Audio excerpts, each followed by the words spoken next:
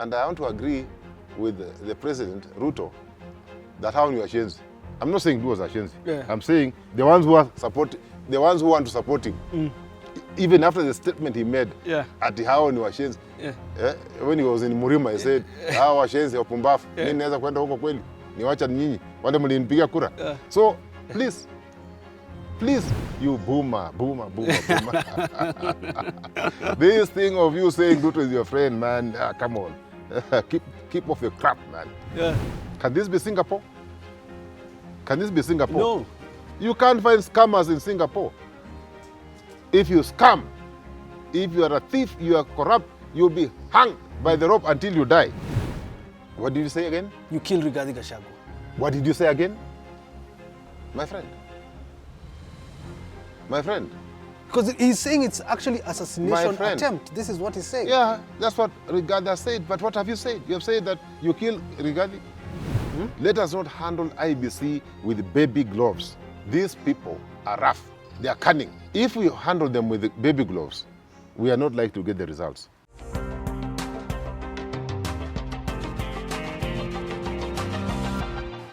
Great to see you. Hello there and welcome to Philip Kisia Unscripted on this particular platform, a show that comes to you every single week, speaking about politics, governance, leadership here in Kenya. Of course, I'm so grateful that you've taken time to listen to us. You take time every single week, and maybe you've watched me before and you don't know whether you've subscribed. Please counter check. You can go to the YouTube channel and check if it is saying subscribed.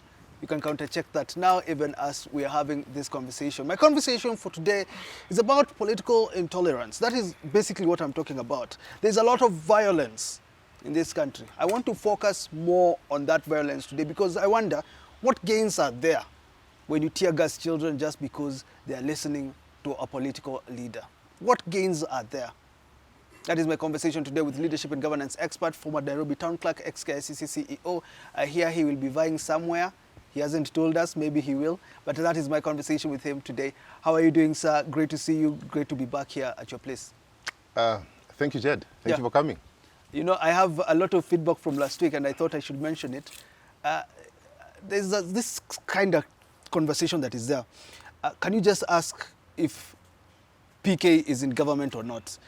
Just because you said last week that the tenders for or the supplying for affordable housing were given through meritocracy. And it's actually there, people are asking, why does he keep saying Ruto, my friend? Why does he say, you know, on this hand I agree? What is that? And do you think there's some valid concern from Kenyans that you are neither in opposition nor in government? Can you be both? Jed, it's a valid question. Why are you starting on a very rough note? It's a question. Okay. But even before I address the concerns that have been raised by Kenyans, which have also been raised by your friend, my son, Ethan, the same concerns that other Kenyans are raising, let me wish my son, Engineer Zash Kisia, a happy birthday. He turned a year older today. So, I mean, it's a happy moment for me. Happy birthday to Zash. Other than engaging you, I have a life to live. Yeah. But okay. Again, I mean, the concerns are valid. And I can understand where Kenyans are coming from. You know, at some point, I normally sit down and ask myself, am I really being too hard on this gentleman? Because I know I've been hard. But then when I look at the feedback that I'm getting from Kenyans, I know for sure that I've been very objective. I've tried to be objective because when you are an analyst, you say things as they are. You don't sugarcoat, okay? So I got that feedback from none other than Ethan Kisia. And he said, boy, oh, you boomer. This thing of you saying Ruto is your friend, man, come on. keep off your crap, man. Yeah. And of course, you know, he goes through the comments and he say, no, Dad, no. He can't be your friend. He can't be your friend. He has injured and maimed Gen Z, and therefore somebody who has ordered that the youth of this country, the future of this country, be shot in their legs, cannot be your friend, Dad. He can't be your friend. But again, you see, we are all human beings. Those of you who believe in the Bible and the Quran, they say you must learn to forgive, but don't forget. Yeah. So I'm here, and I can assure Kenyans that I'll be steadfast, and I will not, I cannot backtrack. I cannot betray Kenyans. I cannot betray my children. I cannot betray the generations that will come, because I believe that I've had a very straight record, and I want to keep it that way. Yeah. Jed, I am not in government. Yeah. Which government are you talking about? Yeah. Which one? It's not people. Which government are you talking about? Are you in government? Are you talking about the government that is in waiting? I think they have some space. Yeah. But which other government do you talk about? Because a government that maims people, the government that overtaxes its people, is not a government that I'd want to be part of. So please, all viewers, be rest assured. Yeah. Be rest assured. That PK. That PK. Yes. Son of Grace, yes. Mama Grace, a Tiriki boy, yes, can never be on the wrong side of history. We are Tirikis, my friend. We usually start with your reflections and your highlights before we talk about this violence on Gachagua. What have you been reflecting on? Jed, two quick reflections this week. One is I got a video forward from my friend Barack Muluka. Very interesting video by Kwesi Pratt Jr. And I'd want you to take time and play it out. You may cherry pick, but I think the first 3.5 minutes will explain what I want to say today. And then, of course, there's also the other video where His Excellency, the President, has talked about countries which have succeeded because the leadership has been strong, intolerant, yeah, and I think he probably was referring to benevolent dictators around the world, and we have them. I think I want to imagine he was making reference to what we used to call the Asian tigers. So play that one as well. So those two videos will give you my reflections for this week. Now look at the type of leaders we have. Rubbish! How did we inflict these kinds of leaders on us? And look, you cannot miss the irony. Here's William Ruto sending Kenyan police people to Haiti to maintain law and order, to restore a certain level of stability at the instigation of the United States of America. Look at his own country. How can this irony be lost on us? And I'm hearing all kinds of comments and so on. What happened? When he went to see Joe Biden, after the discussions and so on, Kenya was designated as a non-NATO ally of the U.S. What does that mean? Neo-colony, complete neo-colony of the United States of America. The countries that have succeeded, either they have succeeded because they are a dictatorship, where once the leader says we are going here, you cannot say no, and you cannot question. That is one way of moving the country forward. Well, rubbish leaders. The president there talking about dictators changing their countries. Well, you've heard what Kwesi has said. Yeah. Kwesi is wondering how, in our right minds, as a Kenyan people, we were able to, in fact, he used the word inflict. You know, inflict means putting pain on people.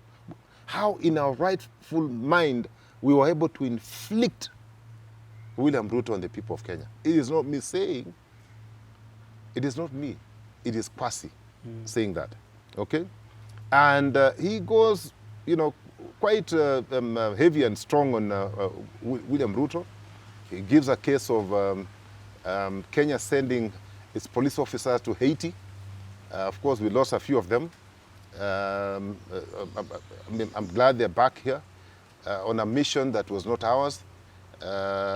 Yet back home here, we have goons all over. We have so many issues to do with security in northern Kenya and even in Nairobi here and in other cities. And you, as the head of state, you have the first duty to protect your people, but he found it fit to go and, provide assistance to a country that is miles away. I think that was very interesting. Of course, Kwesi reminds him that his first duty is to enhance our national security, our own security, African security, territorial integrity for Kenya and Africa. That should be the first duty of any African state. But you have a president who went to play, like a puppet. We saw him in Joe Biden's office, being entertained like a small little boy. I mean, it was crazy, it was ridiculous. But, that was him. So I'm happy that Kwesi is questioning what many people have questioned. And I'm hoping that His Excellency, the President, has had time to look at that video from start to end. It's a good video. There are lessons to learn. Again, when I got a bit scared when I watched that video, where the President was talking about benevolent dictators and countries which have succeeded. I don't know of any. I know we've had strong presidents, but who have acted within the confines of their constitution. I don't know of any head of state who has succeeded who has acted out of a constitution. The guiding Bible, the guiding document is your constitution. So you can be whatever you want to be, but you must operate within that document called a constitution. Whether you like it or you don't like it, whether you hate it or you don't hate it, we are all bound by that constitution, and the president swore by the constitution, and he did promise and confirmed that he'll operate within the constitution. So if he tries to operate outside that constitution, he'll be taken to task. And you see, I think the president, I know he gets frustrated. I know he does. But so do we get frustrated. It's a document we all signed for, or a majority of Kenyans signed for. And therefore, we are bound by that particular document. So I'm asking my president, now that I've been warned by the Gen Z and most of the viewers to be careful, not calling him my friend. I don't know what you call him. I will then limit myself to calling him the president, His Excellency the President, who he is for the time being.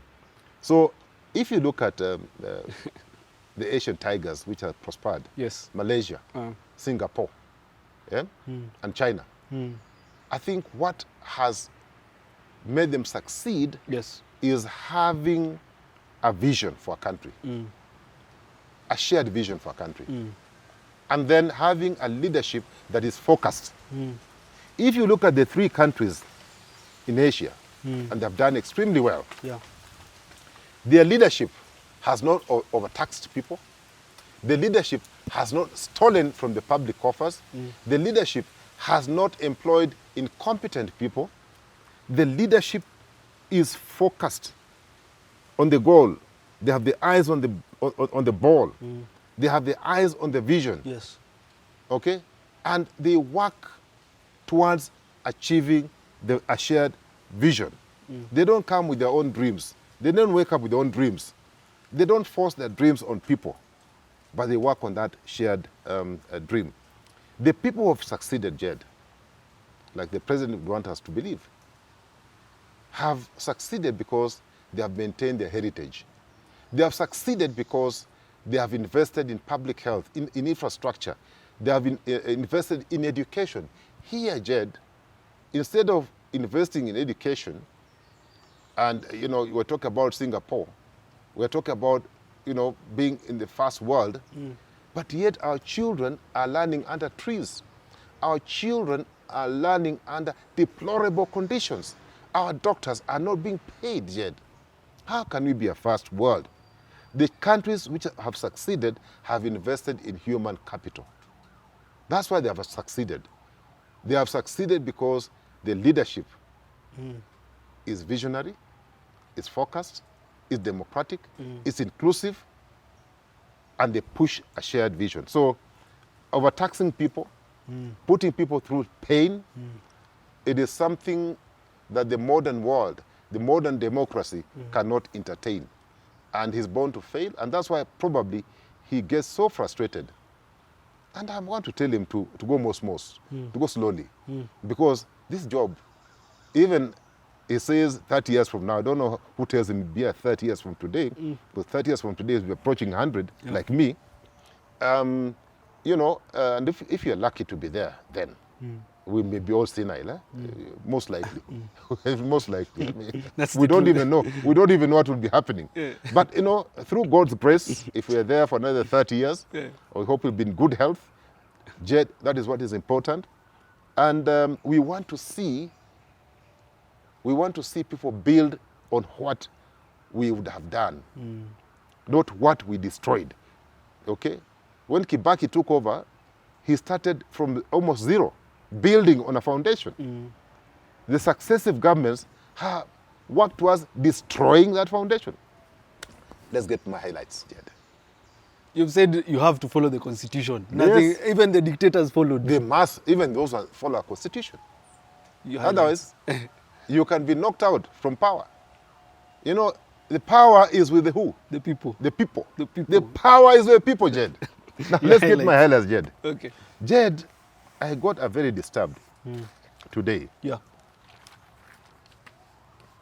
Screaming headlines. Yeah. Kindiki's 340 billion budget for private jets and choppers. This man called Kindiki, this man from huko kwenyu. Okay? And you know what? It's choppers. That's the money that he must spend on luxury and blow that money by June this year. Okay? And then the president talks about austerity measures. Yes. These are austerity measures that we're talking about. Luxury. And yet capitation is nowhere. Then another one screaming, this is not Singapore. This is embarrassing. This cannot be Singapore. Yes. Can this be Singapore? Can this be Singapore? No. Scammers. By the way, you are saying Scammers. everyone is talking about Singapore. What you said. Scammers. You can't find scammers in Singapore. If you scam, if you are a thief, you are corrupt, you'll be hanged by the rope until you die. So this is very embarrassing. If I were the head of state, I'll take this a bit more seriously. This is an image that we don't want for our beloved Kenya. And something really must be done. But let me say this, which is more serious, Jed. The office of the president, leave alone Kindiki. Kindiki is blowing over 300 million. The office of the president, from 2022, 2023, 24, 25, do you know how much he has blown? He has blown over $200 million.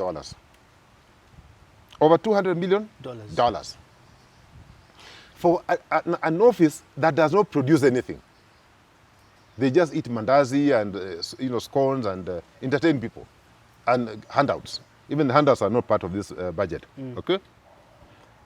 Using the same money or slightly more, this man called Ibrahim Traore. What? Ibrahim Traore has built or is building a road that he launched on 15th of December. Not by putting a stone there. Doing serious work. The equipment moved on the ground on 15th of December. With how much? About $352 million. 332 kilometers. How many lanes? 8 lanes. Then we have a president blowing on, scones, mandazi, and, things like that, 200 million. When shall we ever get to Singapore? When you are spending money on largesse, on luxury, consuming money, public funds, on things on choppers, a deputy president, why would you spend so much money when, do you know how much $200 million would have done in terms of capitation? Do you know the money that Kindiki is being given to spend on choppers would have taken care of 15,400 students at 22,000 shillings capitation? Is the money the man has been given to spend on choppers. Jed. Yes. There is no way we'll be taken to prosperity under such leadership, where resources are being spent on non-productive areas,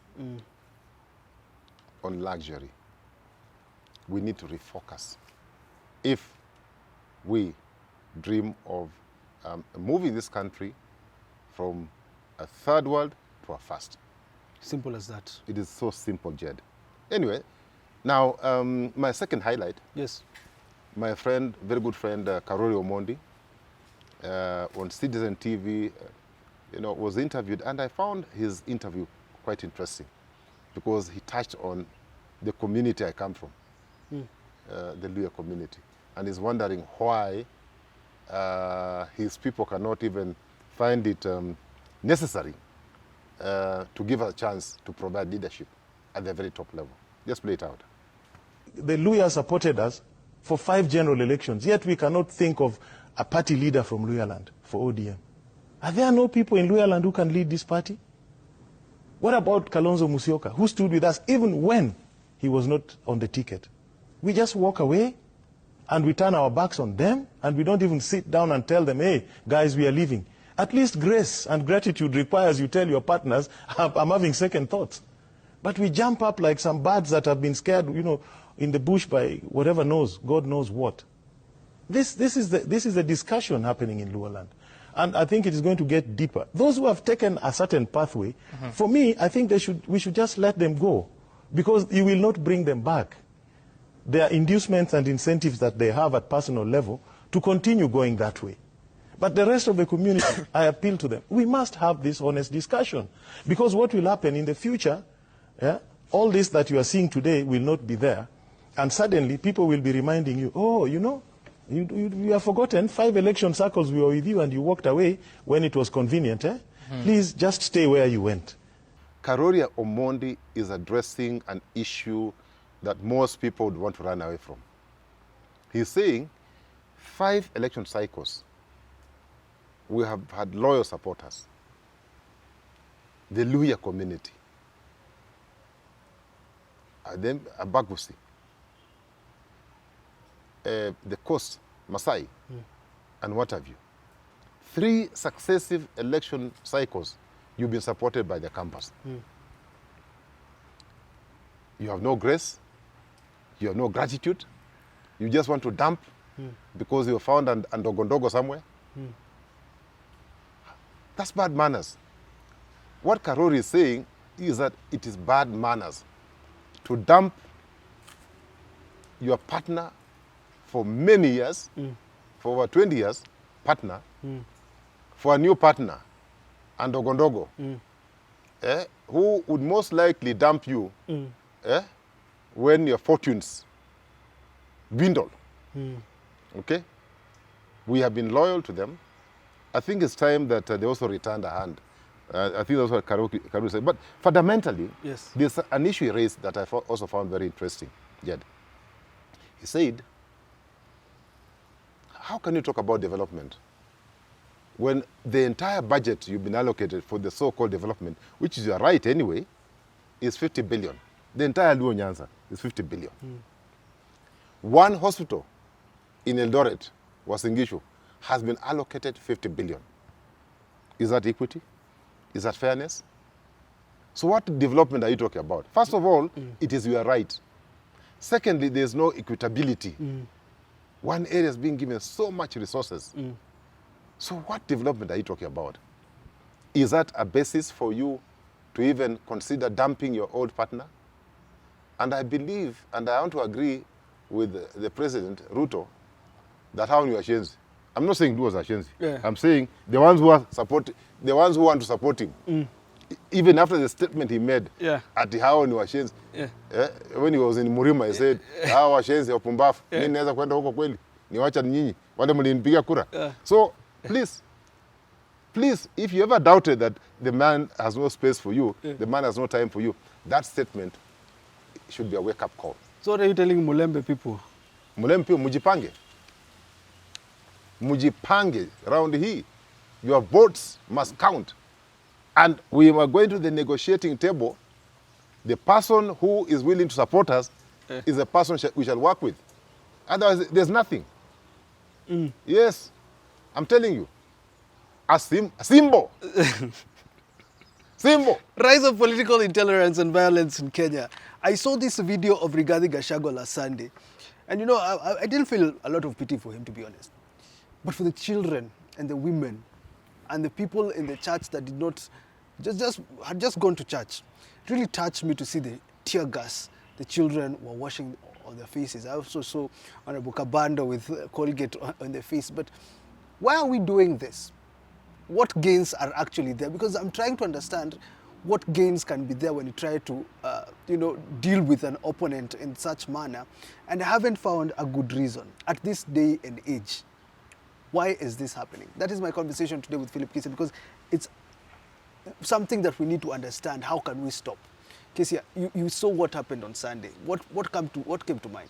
I've actually, Jed, it was a very sad moment watching children, elderly, physically challenged people being tear-gassed in a place of worship.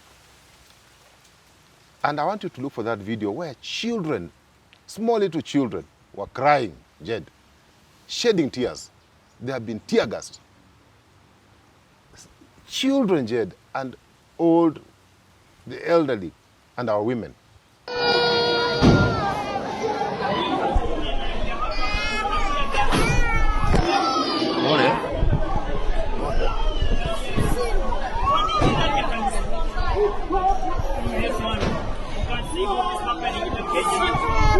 This is in Kenya. This is in Kenya.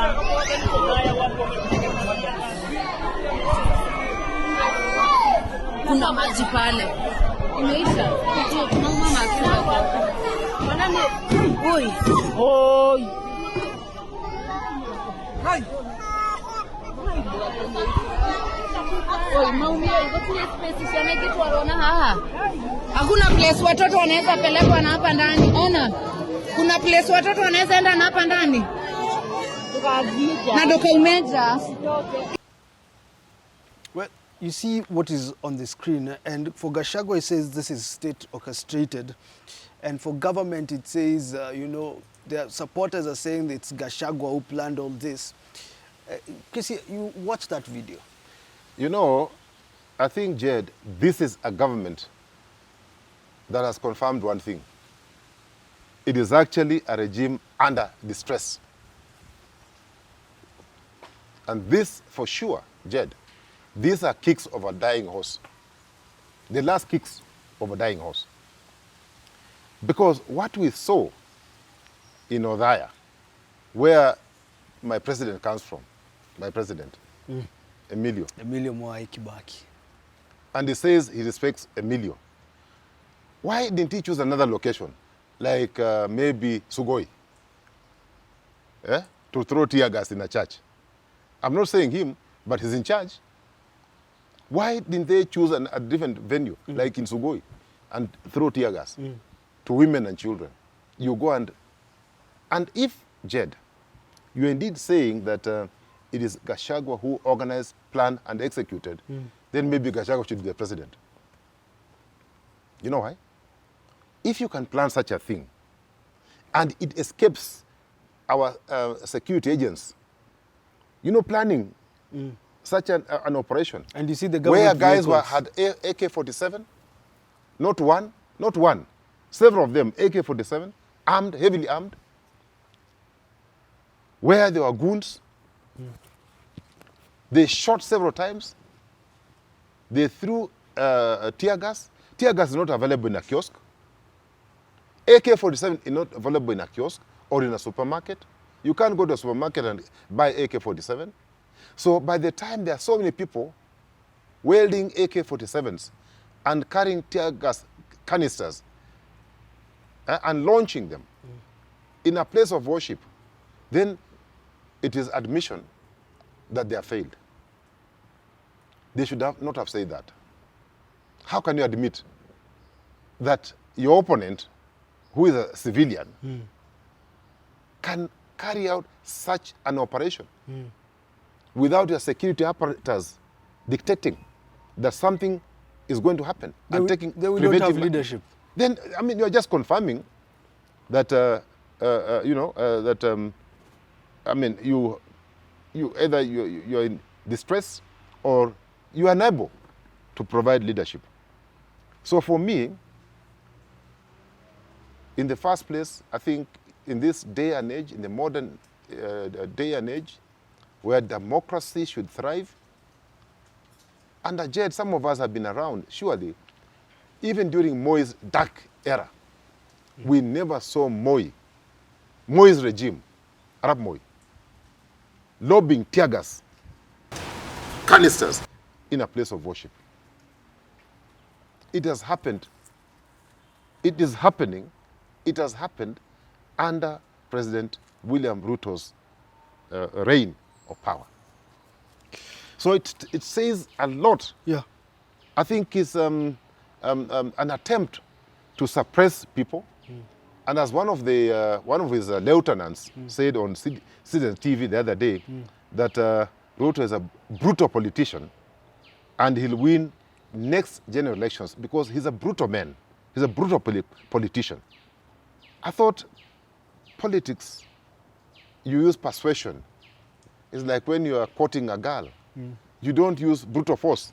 You even kneel down, you know those things. Yes. Our Valentine is around the corner. Yes. You kneel down. You don't say, I'm taking for Valentine by force or by fire. By force or by fire. It won't be a Valentine. Yeah. It will be something else. Okay? So it's just that unfortunate. And I'm hoping that, that this regime would stop using those very uncivilized and uncouth ways of dealing with their perceived enemies. Because today they're in power. Tomorrow they will not be in power. William needs to understand that he is the 5th president. There have been 4 before him. 3 are dead. We buried them. We don't want to bury him and put cement in the place. Because, as you said, your feedback you're giving me, it looks like there's hatred. From the feedback you're giving me. So we don't want to get to that stage because he will not be in power forever. Even if he does what, he'll either one day accompany me, we'll go to meet our creator, we'll go together, meet our creator, I may go before him, he may go before me, but we'll one day have to exit. Yeah? Either through being removed through the ballot, or God can also, end your contract with the people. So, please, treat people as human beings, knowing very well that tomorrow you may not be sitting on that seat of power. And even if you're not there to experience the pain that your family will be there, your children's children will be there, and they may not be treated well. I want to know this. This is my main question, before we also talk about other things. Why? What short-term gains are there? You are an advisor, you're advising Baba, you are an analyst, you speak to them, you've been in town hall, you know how these things. Why do you think leaders resort to this? Desperation. When you see somebody in leadership applying tactics that are brutal, being rough to opponents, just being brutal to opponents, it actually clearly indicates that the person has gotten to the edge. Okay? That is the only way left for him to defend himself. He's fighting. His fighting goes all over. He's fighting everybody for short-term gain. Because, Jed, there is no way you can mute violence and brutal force on a human being and they don't react. They may take a bit of time to react. But at some point, they will fight back. They will not just sit and wait for you to mute brutality on them, against them. They will fight back. So that tactic, Jed, is not strategic, is not useful. And if I was advising William, I would tell him that it is so short-term that your control, your span of control is so limited because even the people you think who are with you, the security agencies, they come from a community. You've seen in other jurisdictions, Jed, where even the security agents say, no, wait a minute. Yeah. We can't, enough is enough. Yeah. And then you find yourself alone. You've seen these things, Jed. The one who went with the bicycle, One went with the bicycle. Yes. Another one was crying and say, where are you guys? Where are you guys? Say, no, you are alone. Where are you guys? You are alone. It will get to that point, Jed. So when you're sitting on a seat of power, be careful on how, be civil. And Jed, on the same note, we've seen people who have been brutal in Africa, even here in Kenya. You saw how the civil society acted in the 90s and 80s. Yeah. You are not there, you're not born. Yeah, we've read. You are not born, but at least you've read. We've read. They resisted the powers that were there at that time. Who told you that the civil society is dead? Who told you, in fact now it is even worse, that we have a Gen Z who are informed. During our day we didn't have smartphones. We were not informed. But now, Jed, these Gen Zs have nothing to lose. And I can tell you, I fear for this country. Because when, their patience has been taken to the edge, they are actually at a boiling point. It will get to a point like in 2024, they said enough is enough. Yes. And this time round, there's no Baba. There's no Baba. There's no Baba. There is no Baba, I'm telling you. I'm going to break. There is no Baba. They will go crashing. So you better be careful. Let us exercise power with limitations. Let us not use power to suppress people because those are rudimental tactics. They cannot last for long and they are not sustainable. Rigathi Gachagua, former deputy president, says it's actually an attempt on his life. That's what he's telling Kenyans. These people want to kill me. What does this mean when you look at this political intolerance and violence, when it comes to democratic backsliding, where you think you're all good and then you kill Rigathi Gachagua just through this violence? What did you say again? You kill Rigathi Gachagua. What did you say again? My friend. My friend. Because he's saying it's actually assassination attempt. This is what he's saying. Yeah, that's what Rigathi said. But what have you said? You have said that you kill Rigathi. The man has a following, whether you like it or not. So what then you may hate him or like him. The man has a following. What should you leaders... think the millions of people who believe in him will not be restless? You think the millions of people who believe in him will not go on the streets? It will be a terrible mistake. It will be the worst mistake any African president will have made. I can tell you the consequences will be dire. So what should our leaders do? Please, that is stupidity. Let us avoid taking that direction. Let Rigathi Gachagua do his politics the way he knows it, so long as he confines his things within the law. And so far, there's nothing that shows that Gachagua has operated outside the law, so far. So why would you even think of going after his life? It's a stupid mistake. I will not advise them to do it. It will be the end of the day. I can tell you without a fear of any contradiction that will be the end. So what then should the leaders do to make sure that these events don't lead to a democratic backsliding? Because if you destroy the life of Rigathi Gachagua in this political violence, because it has happened almost 5 times last year, what should leaders do? You see, even Moi, who was a dictator of some sorts, it came to a point where he said, listen, we must start promoting dialogue. And it's not a sign of weakness, okay? In fact, it gives you time to retreat, think, and strategize. So if I were advising the president, I would tell the president, promote multi-party dialogue. Let's move from, just the way they do these national prayers. They have this thing, every year they do. Why can't we have multi-party dialogue? Where you different stakeholders dialogue, where different people with different political persuasions, they dialogue. I think what we need is just dialogue. The other thing that we must do, strict accountability.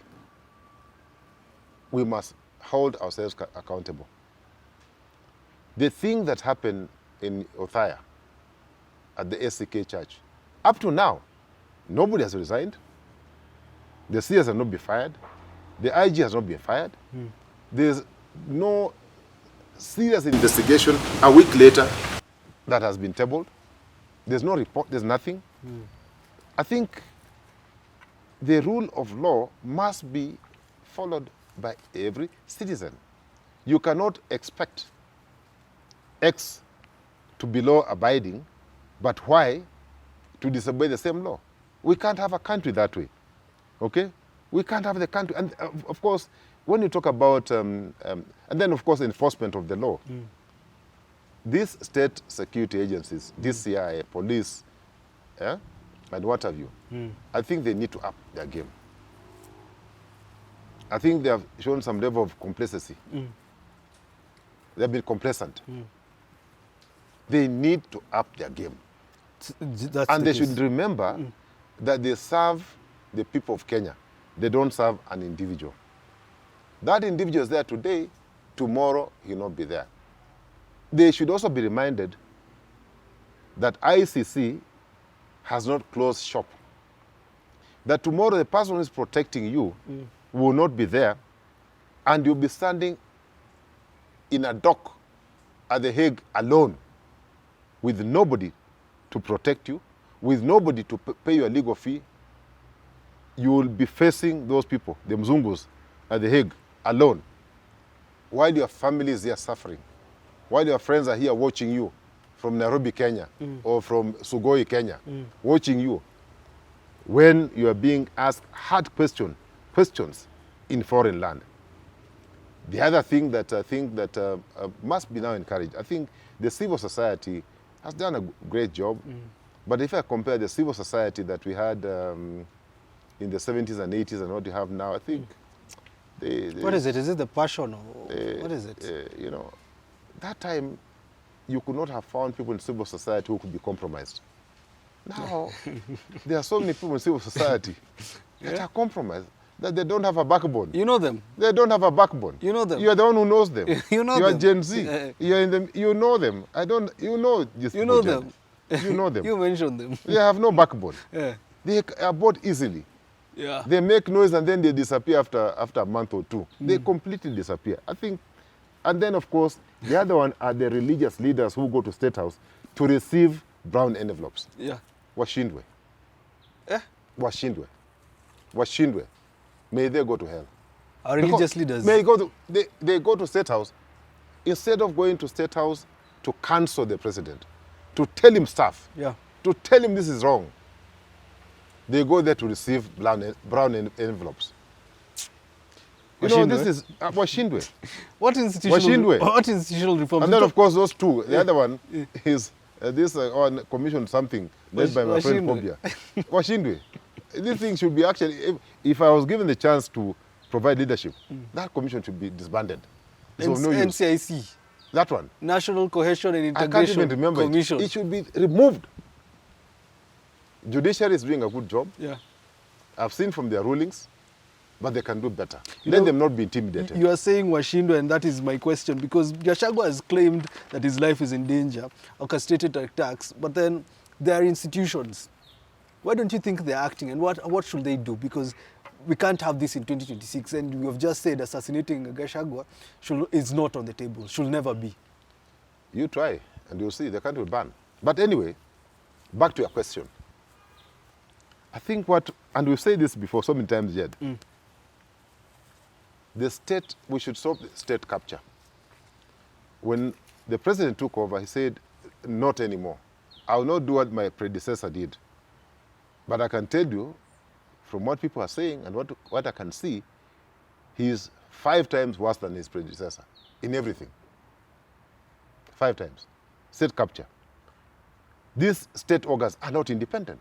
They seem to be having a different command center from the one that has been established by the law. Okay? It's very, very unfortunate. The police oversight body, IPOA, it's moribund. I can't even remember I don't know the commissioners. I don't even know the chairman. Who is the chairman? Hassan, former IBC. The one who has now been given judge? Yes. That one? Yes. Court of Appeal. Can you imagine? In fact, if I was on that panel, I've asked Hassan a lot of questions. You have not done very well here. You want to be Court of Appeal. Why do you think you deserve this? I would have asked him questions. He should thank his God that I was not part of the panel. I have normally had questions when I interview people. But anyway, so be it. So, our last course of defense, you said, what can we do? Yeah. To protect the opposition leaders too. We are relying the opposition. Today you saw we went to the IG. We handed in a petition. We're hoping that the IG can work on that petition as soon as possible and give us answers. He must give us answers. Because if he doesn't, he'll have confirmed that he's not in charge, he's not in control, and people are on their own. Watu wako kivyao. Finally, on that issue, we need a conversation that is very open. We need to talk with each other, not at each other. We need to. We are Kenyans. Even William Ruto, who people don't like, you told me they hate him. I maybe still think he should not be the one leading the discussion, but he's a Kenyan, he can just be part of the discussion. So you're going back to Baba's conclave? He should let him just come and be part of the discussion. Do you believe because at the end of the day, you see, William Ruto is here today.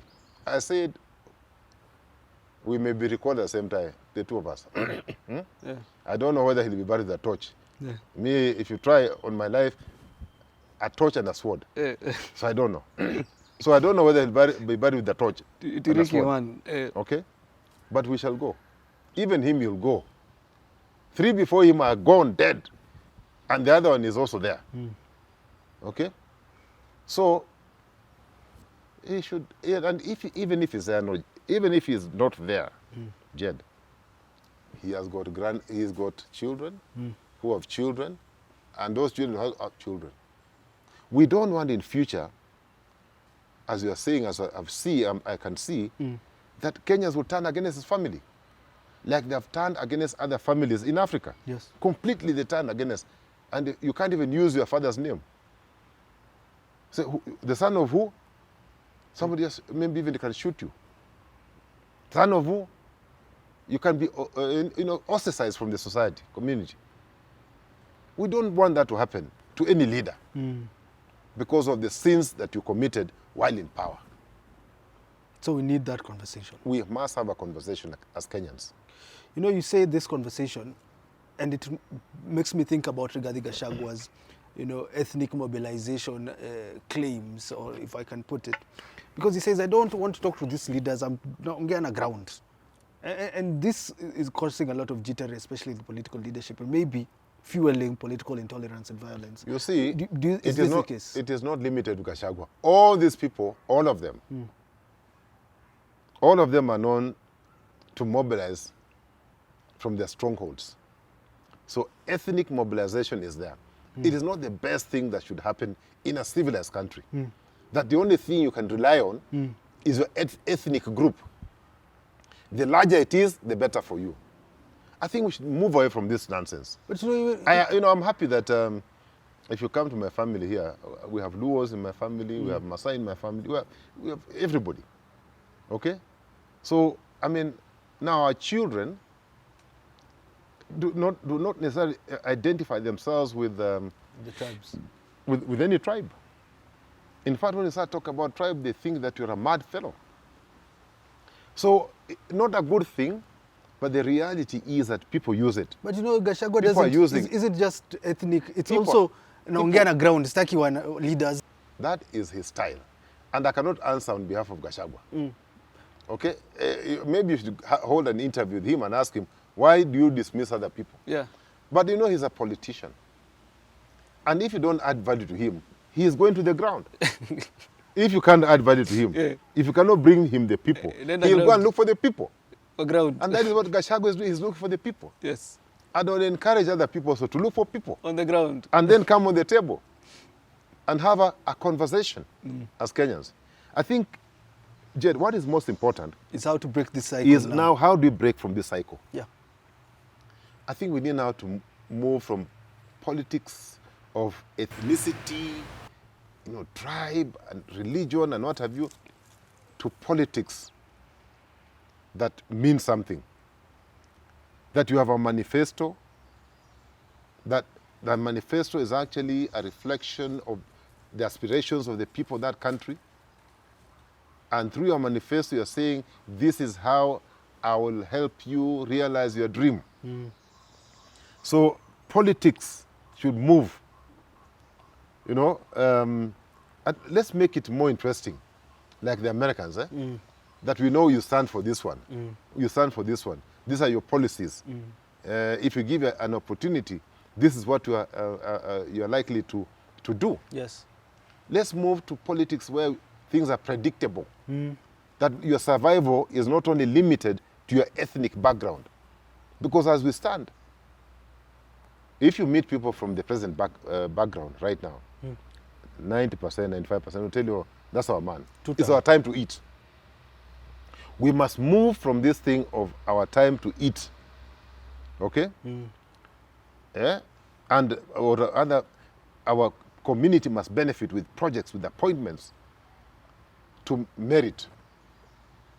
Where a Kenyan is given a job because you merit. Yeah. You have the experience. You have the qualification. You can do the job. You can deliver. For sure. Because at the end of the day, there's no stomach. If you put two stomachs here without the names, yours here, mine here, yeah? And you remove your head. I'm not saying remove your head, but there's no head. Will this stomach tell you that Kikuyu and this stomach will tell you it's a Luhya? No. They're the same. So what the stomachs are looking for is something to get inside. Where it comes from is immaterial. Yes. So let us move to politics that are mature, that is based on some ideology, that we are clear, Yeah.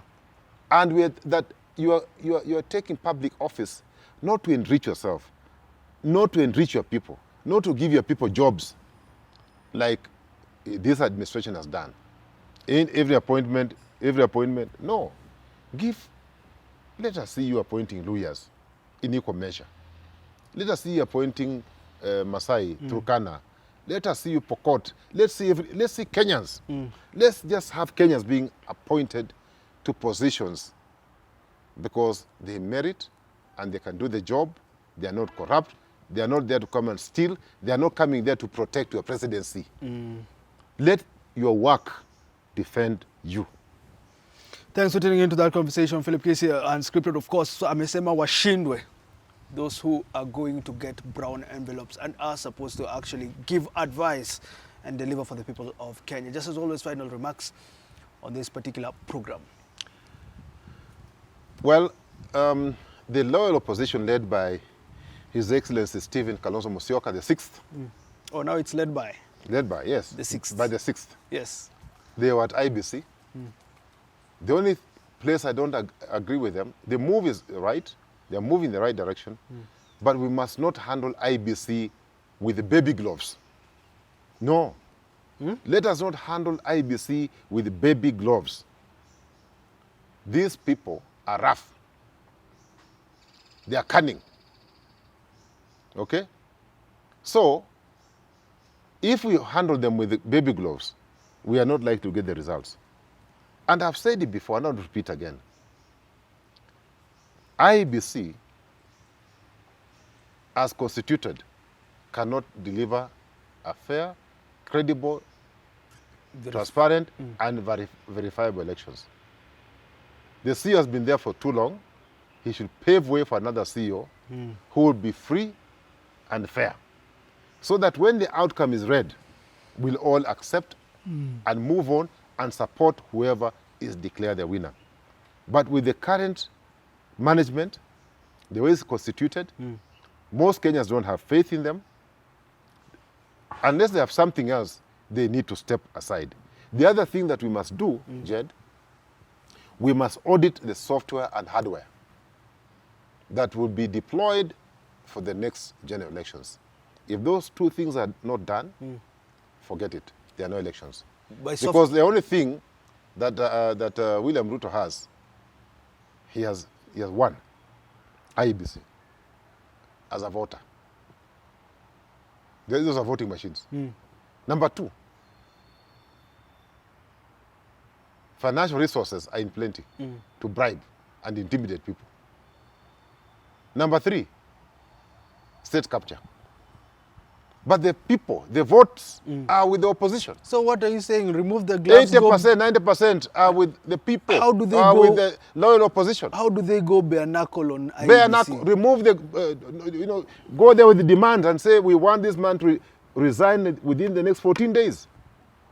Simbo. Simbo. Simbo. Simbo. Simbo. Thank you for tuning into that conversation with Philip Kisia. Just as always, remember to share, subscribe, leave a comment down below. Tell us what you think about this conversation.